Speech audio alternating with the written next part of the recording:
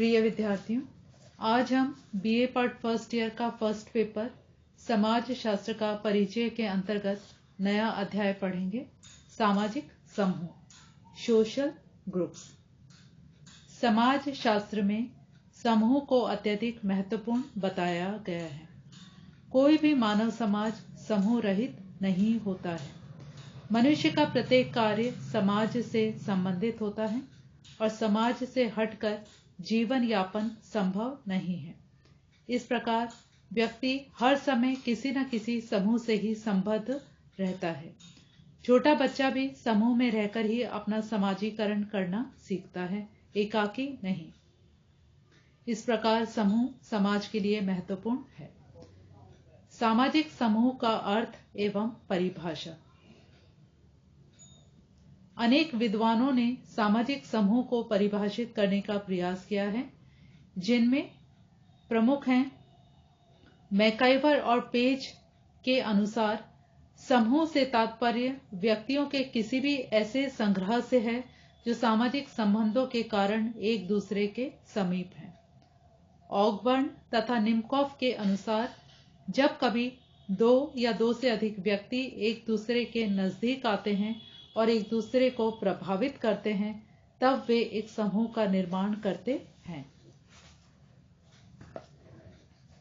Bogardus के अनुसार एक सामाजिक समूह दो या दो से अधिक व्यक्तियों की एक ऐसी संस्था को कहते हैं जिनका ध्यान कुछ सामान्य उद्देश्यों पर हो और जो एक दूसरे को प्रेरणा दे, जिनमें भक्ति हो और जो सामान्य क्रियाओं में सम्मिलित हो। हॉट एवं रेस के अनुसार समूह अंतःक्रिया में संलग्न व्यक्तियों का एक संगठित संग्रह है। अतः यह कहा जा सकता है कि कुछ सामान्य हितों की पूर्ति के लिए जब दो या दो से अधिक व्यक्ति अर्थपूर्ण अंतःक्रियाओं द्वारा परस्पर प्रभावित होते हैं तथा संबंधों की स्थापना करते हैं, तब वे एक समूह का निर्माण करते हैं। सामाजिक समूह की विशेषताएं। सामाजिक समूह की निम्नलिखित विशेषताएं हैं। नंबर 1, व्यक्तियों का संग्रह।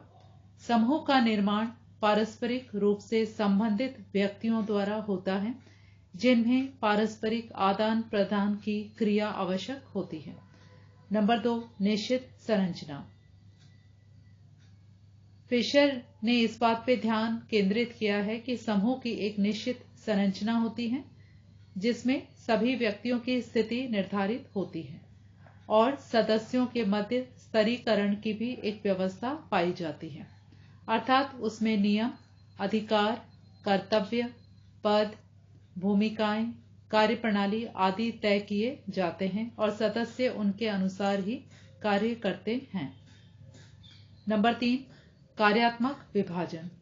किसी भी समूह के सभी सदस्य परस्पर संबंधित होते हैं, लेकिन सभी के कार्य अलग अलग होते हैं और अपने अपने कार्यों को पूर्ण करके वे समूह को संगठित बनाए रखते हैं। नंबर 4, सामान्य हित एवं उद्देश्य। सपीर के अनुसार एक समूह के सदस्यों के उद्देश्य समान होते हैं। बिना किसी हित या उद्देश्य के कोई भी व्यक्ति किसी समूह का सदस्य नहीं हो सकता। नंबर 5, एकता। एक समूह के सदस्यों में जब तक एकता की भावना पाई जाती है, तभी तक वे समूह के सदस्य बने रहते हैं। नंबर 6, ऐच्छिक सदस्यता। व्यक्ति सामाजिक प्राणी होने के कारण किसी न किसी समूह से संबद्ध रहता है। सदस्यता 2 प्रकार की होती है, अनिवार्य और ऐच्छिक। व्यक्ति लेकिन किस समूह की सदस्यता व्यक्ति ग्रहण करेगा, यह उसकी रुचि, इच्छा, योग्यता आदि पर भी निर्भर है। किन समूह की सदस्यता स्वीकारेगा, यह भी उसकी इच्छा पर निर्भर है। नंबर 7, स्तरीकरण। एक समूह के सदस्य समान पदों पर नहीं होते, बल्कि उनकी परिस्थिति व भूमिकाएं अलग अलग होती हैं। जैसे महाविद्यालय में शिक्षक एक समूह के सदस्य होते हुए भी पदों की उच्चता व निम्नता के कारण उनमें स्तरीकरण अवश्य पाया जाता है। नंबर 8, आदर्श नियमों का प्रभुत्व। प्रत्येक समूह के कुछ आदर्श या मानक होते हैं, जिनके अनुसार उस समूह के सदस्यों के व्यवहारों को निश्चित किया जाता है। प्रत्येक सदस्य को उन नियमों को मानना होता है। ये आदर्श नियम अलग अलग समूहों में अलग अलग होते हैं। नंबर 9, पारस्परिक जागरूकता। समूह के सदस्य एक दूसरे के प्रति सजग रहते हैं। मैकाइवर और पेज का भी यह मानना है कि सामाजिक संबंधों के कारण ही समूह बनते हैं और सामाजिक संबंधों का आधार पारस्परिक जागरूकता और परस्पर सहयोग की भावना है। इसके अभाव में समूह की स्थिरता कम हो जाती है। नंबर 10, समझौता। किसी भी समूह का अस्तित्व तभी तक संभव है जब तक उसके सदस्यों में समूह के प्रति निष्ठा हो। समूह के उद्देश्यों, नियमों के प्रति समान रूप से समझौता न हो या विशेषता समूह की शक्ति में वृद्धि करती है तो उसे स्थायित्व प्रदान करती है। नंबर 11, स्थायित्व।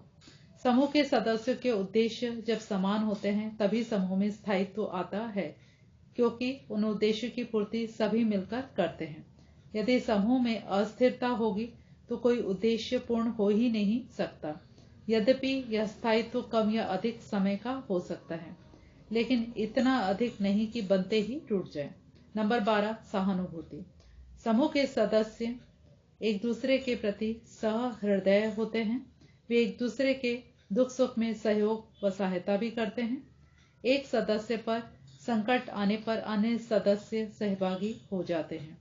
इस प्रकार परस्पर सहयोग, सहानुभूति व आदान प्रदान से ही वे अपने हितों की पूर्ति कर पाते हैं। नंबर 13, सामाजिक संबंध। एक समूह के सदस्यों के मध्य सामाजिक संबंध महत्वपूर्ण होते हैं, जिससे समूह सुदृढ़ व स्थायित्व प्राप्त करता है। समूह निर्माण के आधार। समूहों के निर्माण के अनेकानेक आधार हैं। सोरोकिन, जिमरमैन, गॉल्पिन ने समूह निर्माण के निम्नलिखित आधार बतलाए हैं जो समूह का निर्माण करते हैं। नंबर 1, रक्त संबंध। नंबर 2, विवाह। नंबर 3, जादू टोने या धर्म में समान विश्वास। नंबर 4, समान भाषा। नंबर 5, समान लोकाचारों और रीति रिवाजों में विश्वास। नंबर 6, एक ही भूमि का स्वामित्व। नंबर 7, पड़ोस। नंबर 8, सामान्य व्यवसाय। नंबर 9, समान उत्तरदायित्व। नंबर 10, एक ही स्वामी के अधीन रहकर काम करना। नंबर 11, समान शत्रु का होना आदि। समूहों का वर्गीकरण। समाज वैज्ञानिकों ने भिन्न भिन्न आधारों पर बने मानव समूह के विभिन्न रूपों को स्पष्ट करने का प्रयास किया है। मुख्य रूप से समूहों के वर्गीकरण के 6 प्रमुख आधार निश्चित किए गए हैं। नंबर 1, सदस्यों की संख्या। नंबर 2, स्थायित्व। नंबर 3, हम की भावना। नंबर 4, प्रकार्यात्मकता। नंबर 5, आकांक्षा और नंबर 6, सामाजिक संबंध। अब हम इनका विस्तार से अध्ययन करेंगे। नंबर 1, सदस्यों की संख्या। सदस्यों की संख्या के आधार पर समूह छोटे तथा बड़े हो सकते हैं। समूह में सदस्यों की संख्या के आधार पर सामाजिक संबंध निश्चित होते हैं। जैसे छोटे समूह में अंतःक्रिया अधिक होगी, किंतु इसमें संबंध अधिक व्यवस्थित व घनिष्ठ होंगे। जॉर्ज सिमेल, जॉनसन तथा होमन्स ने छोटे समूहों को समाज का आधार माना है। होमन्स ने 5 छोटे समूहों का अध्ययन किया और बतलाया कि हर युग में छोटे समूहों ने अपने अस्तित्व को विघटनकारी तत्वों से बचाए रखा है। इन्होंने छोटे समूहों में 3 विशेषताएं बताई हैं। नंबर 1, इनके सदस्यों में सक्रियता दिखाई पड़ती है। नंबर 2, इनमें अंतःक्रिया का प्रतिमान सुदृढ़ होता है। नंबर 3, ये भावना प्रधान होते हैं। सदस्यों की संख्या के आधार पर कुछ बड़े समूह होते हैं। मैकाइवर व पेज ने राष्ट्र और प्रांत जैसे समूहों का उल्लेख किया है, जिन्हें मर्टन समूह नहीं मानते क्योंकि इनमें हम की भावना होते हुए भी अंतःक्रिया नहीं होती। मैकाइवर व पेज ने सामाजिक समूहों को प्रमुख 3 भागों में बांटा है। नंबर 1, क्षेत्रीय समूह, जिनमें व्यक्ति के हित व्यापक होते हैं और उस समूह के सभी व्यक्ति निश्चित क्षेत्र में अपना जीवन व्यतीत करते हैं, जैसे राष्ट्र, नगर, गांव आदि। नंबर 2, दूसरी श्रेणी में वे समूह हैं जो अपने हितों के प्रति जागरूक हैं, लेकिन इनका संगठन अनिश्चित प्रकृति का है, जैसे शरणार्थी समूह, प्रजातीय समूह आदि। नंबर 3, तीसरी श्रेणी में वे समूह हैं जो अपने हितों के प्रति सचेष्ट होने के साथ साथ संगठित भी हैं। इनमें सदस्य संख्या सीमित होती है व उत्तरदायित्व असीमित होता है, जैसे परिवार। नंबर 2, स्थायित्व। इस आधार पर समूहों को दो भागों में बांटा जा सकता है, स्थायी समूह और अस्थायी समूह। स्थायी समूह वे होते हैं जो सार्वभौमिक होते हैं, जैसे परिवार, शिक्षण संस्था आदि। ये व्यवस्थित होते हैं। दूसरी ओर अस्थायी समूह होते हैं जो कुछ समय के लिए ही बनते हैं। ये अव्यवस्थित होते हैं, जैसे भीड़ व श्रोता समूह। बोटोमोर स्थायी व अस्थायी दोनों समूहों के बीच एक आभासीय अर्ध समूह का भी उल्लेख करते हैं। अर्ध समूह वे होते हैं जिनमें संरचना या संगठन का अभाव होता है तथा समूह के सदस्यों में समूह के प्रति कम जागरूकता होती है। इनमें आयु, लिंग समूह, सामाजिक वर्ग आदि को लिया जा सकता है। नंबर 3, हम की भावना। हम की भावना के आधार पर अमेरिकन समाजशास्त्री समनर दो प्रकार के समूह मानते हैं। नंबर 1, अंतर समूह। नंबर 2, बाह्य समूह। अंतर समूह से तात्पर्य उस समूह से है जिसमें सदस्यों के मध्य परस्पर हम की भावना होती है, जो उन्हें एकता में बांधती है। अंतर समूह के सदस्य अपने समूह को श्रेष्ठ व दूसरे समूह को निम्न मानते हैं। इसके सदस्य व्यवहार के सामान्य नियमों में आबद्ध रहते हैं। बाह्य समूह में भी अंतर समूह की विशेषताएं पाई जाती हैं, लेकिन बाह्य समूह इतर समूह होते हैं, अर्थात अंतर समूह हम समूह हैं और बाह्य समूह वे समूह या इतर समूह है। अंतर समूह के अंतर्गत उन सभी को सम्मिलित कर लिया जाता है जिन्हें हम समूह की संज्ञा दी जा सकती है। अंतर समूह से बाहर जो लोग हैं वे इतर समूह हैं। अंतर समूह परिवार के बराबर छोटा भी हो सकता है और संसार जैसा विशाल भी। परिवार, कॉलेज, देश आदि सभी हमारे लिए हम की भावना के कारण अंतर समूह है, जिन्हें हम अपना नहीं समझते, जिनके प्रति हमारे मन में कटुता का भाव हो, घृणा, द्वेष, प्रतिस्पर्धा की भावना हो, वे बाह्य समूह के अंतर्गत आते हैं। नंबर 4, प्रकार्य।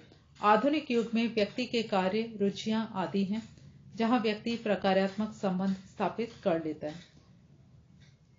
जो व्यक्ति की शैक्षणिक, बौद्धिक, कलात्मक, राजनीतिक आवश्यकताएं बढ़ती जाती हैं, वह किन्हीं समूह से प्रकार्यात्मक संबंध स्थापित कर लेता है। अर्थात व्यक्तियों की विभिन्न आवश्यकताओं की पूर्ति के लिए अलग अलग प्रकार के प्रकार्यात्मक समूह निर्मित हो जाते हैं, जहां सभी प्रकार की आवश्यकताओं की पूर्ति हो जाती है। नंबर 5, आकांक्षा। मर्टन ने आकांक्षा के आधार पर संदर्भ समूह का निर्माण किया है। उन्होंने इसे ऐसा समूह बताया है जिसका व्यक्ति सदस्य नहीं है, किंतु वह उसका सदस्य बनना चाहता है।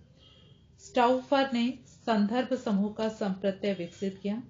उन्होंने अमेरिकी सिपाहियों की महत्वाकांक्षा का अध्ययन किया और उनके व्यवहार व कुंठाओं को संदर्भ समूह से संबंधित किया। शेरिफ और शेरिफ ने अपनी पुस्तक में संदर्भ समूह को परिभाषित करने का प्रयास किया है। संदर्भ समूह में वे समूह हैं जिनमें व्यक्ति अपने को समूह के रूप में संबंधित करता है अथवा मनोवैज्ञानिक रूप से संबंधित होने की आकांक्षा रखता है। नंबर 6, सामाजिक संबंध। सामाजिक संबंधों के आधार पर भी समूहों का वर्गीकरण किया जा सकता है। समूह के सदस्यों के मध्य अनेक प्रकार के संबंध हो सकते हैं, जैसे घनिष्ठ, अस्थायी, स्वार्थ प्रेरित या अन्य। इस सीमा के आधार पर समाजशास्त्रियों ने कई आधार माने हैं। प्रसिद्ध समाजशास्त्री चार्ल्स कुले ने सामाजिक संबंधों के आधार पर प्राथमिक समूह के संप्रत्यय को विकसित किया है। मैकाइवर व पेज ने सदस्यों के सामान्य व्यवहार, आर्थिक स्तर, हितों की पूर्ति, भूभाग आदि को आधार मानकर समूह का वर्गीकरण किया है, जिसके मुख्य 3 आधार हैं। नंबर 1, भूभागीय इकाइयां, जिसमें समुदाय, वन्य जाति, राष्ट्र, नगर, गांव, पड़ोस आदि को लिया जा सकता है। नंबर 2, हित सचेतन इकाइयां, जिसका संगठन निश्चित नहीं होता है। इनमें सामाजिक वर्ग, जाति, प्रतिस्पर्धा वाले वर्ग, प्रजातीय समूह, शरणार्थी समूह, राष्ट्रीय समूह आदि को सम्मिलित किया जा सकता है। नंबर 3, हित सचेतन इकाइयां, जिनका संगठन निश्चित है। इसमें प्राथमिक समूह, परिवार, पड़ोस, खेल के साथी, क्लब आदि को सम्मिलित किया जा सकता है। अब हम पढ़ते हैं सामाजिक जीवन में समूहों का महत्व। सामाजिक जीवन में समूहों का निम्नलिखित महत्व है। नंबर 1, समाजीकरण में सहायक। एक अबोध शिशु जन्म के समय हर स्थिति से अनभिज्ञ है, लेकिन धीरे धीरे परिवार के सदस्यों को उनके व्यवहार के तरीकों को जानता है। इससे उसके व्यक्तित्व का विकास होता है। फ्रायड आदि अनेक मनोवैज्ञानिक भी यह सिद्ध करते हैं कि परिवार प्रथम पाठशाला है जहां बालक का समाजीकरण होता है। उसके बाद पड़ोस, साथी, शिक्षण संस्थाएं आदि उसका समाजीकरण करती है, जिससे बालक उस समाज की सभ्यता, संस्कृति, रीति रिवाजों आदि को सीखता है। लेकिन यदि व्यक्ति एकाकी जीवन व्यतीत करे तो उसका समाजीकरण नहीं हो सकता। इस प्रकार समूह व्यक्ति के समाजीकरण में सहायक होते हैं। नंबर 2, सामाजिक नियंत्रण। परिवार में जीवन को नियमित बनाने के लिए उसका मुखिया सब सदस्यों पर नियंत्रण रखता है। उसी प्रकार समाज, विद्यालय, राजनीति आदि प्रत्येक स्तर पर अपने सदस्यों को नियमबद्ध रूप से जीवन व्यतीत करने के लिए उसके मुखिया नियंत्रण रखते हैं, जो प्रशंसा, दंड, पुरस्कार अनेक प्रकार से रखा जा सकता है, और ये समस्त कार्य समूह के माध्यम से ही पूर्ण होते हैं। नंबर 3, आवश्यकताओं की पूर्ति। व्यक्ति की अनेक आवश्यकताएं होती है, जिनकी पूर्ति न होने पर व्यक्ति में हीनता की भावना आ जाती है। समूह इसमें अपना पूर्ण योगदान देते हैं। उदाहरण, परिवार स्नेह देकर, पुलिस सुरक्षा देकर, संस्थाएं प्रोत्साहन देकर आदि आदि। नंबर 4, संस्कृति का हस्तांतरण। समाज संस्कृति को एक पीढ़ी से दूसरी पीढ़ी तक समूहों के माध्यम से पहुंचाता है। रीति रिवाज, परंपराएं, रूढ़ियां, आचार व्यवहार आदि व्यक्ति किसी समूह का सदस्य होकर ही सीखता है, और वह आगे आने वाली पीढ़ी को इन सब से अवगत कराता है। इस प्रकार समूह संस्कृति के हस्तांतरण और संरक्षण में सहायक होते हैं। नंबर 5, सामाजिक विकास व नियोजन। समाज में समय समय पर नवीन विकास होते रहते हैं, जिससे समाज नियोजित व व्यवस्थित रहता है। पुरानी मान्यताएं जो समय सापेक्ष नहीं है, उनका स्थान नवीन मान्यताएं लेती है, जिससे व्यक्ति के विचारों को प्रश्रय मिलता है। ये सभी नव निर्माण के कार्य व्यक्ति समूह में रहकर ही कर सकता है। इसके अतिरिक्त समूह व्यक्ति की सामाजिक गतिशीलता में महत्वपूर्ण भूमिका निभाते हैं। व्यक्ति अपनी योग्यता के आधार पर उच्च पद को प्राप्त करता है, उच्च मानवीय गुणों को प्राप्त कर अपने व्यक्तित्व को निखारता है।